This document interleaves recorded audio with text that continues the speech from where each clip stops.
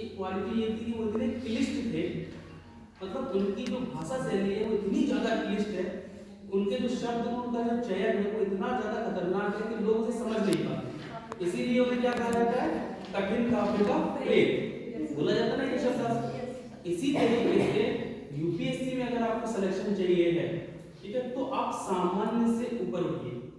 अगर आप सामान्य व्यक्ति बने रहेंगे, मैं कई बार आपको क्लास में बताता हूँ ये चीज कि देखिए सामान्य मत रहिए, आपकी जो भाषा शैली है उसमें थोड़ा सा कुछ अलग शब्दों का इस्तेमाल, अलग शब्दों का प्रयोग, ऐसे शब्दों का प्रयोग जो लगे कि भाई आप रोज बोल रहे हैं, रोज बात करते हैं, लेकिन उनमें नए शब्दों का प्रयोग करिए आप।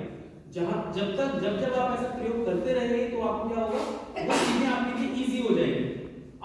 आपकी बात करने के स्तर में, क्योंकि आप स्टूडेंट हैं, और सबसे प्लस पॉइंट क्या है कि आप यूपीएससी के स्टूडेंट हैं। तो यूपीएससी के स्टूडेंट होने के नाते भाई और भी स्टूडेंट है महाविद्यालय में, लेकिन आप में और उनमें अभी भी कोई अंतर नहीं आया विशेष, जहां तक मैं आप लोगों को समझ पा रहा हूँ, आप में और उनमें कोई विशेष अंतर नहीं आया।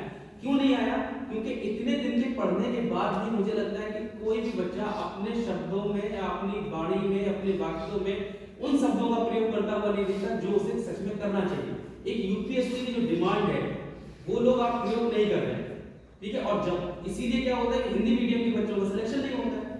सिलेक्शन होगा कहां से? क्योंकि आपने तो एक आम भाषा लेके चले आए वहां पे बैठ के।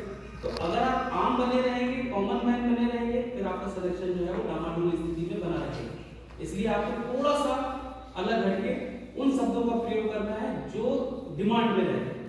यूपीएससी की जो डिमांड अभी से प्रयोग करेंगे तो क्या है, वो आपके लिए इजी हो जाएगी। अब मान लीजिए आप मेंस लिख रहे हैं बैठे हुए, अब आपके पास शब्द ही नहीं आ रहे, जब शब्द आएंगे कहां से? जब आपने उसका प्रयोग किया होगा कहीं ना कहीं, है ना। तो प्रयास ये रहे हमेशा आपका कि आपके जो शब्द हैं उनका जो चयन है वो सार्थक होने चाहिए, ठीक है। चलिए नेक्स्ट। कविताओं और शायरी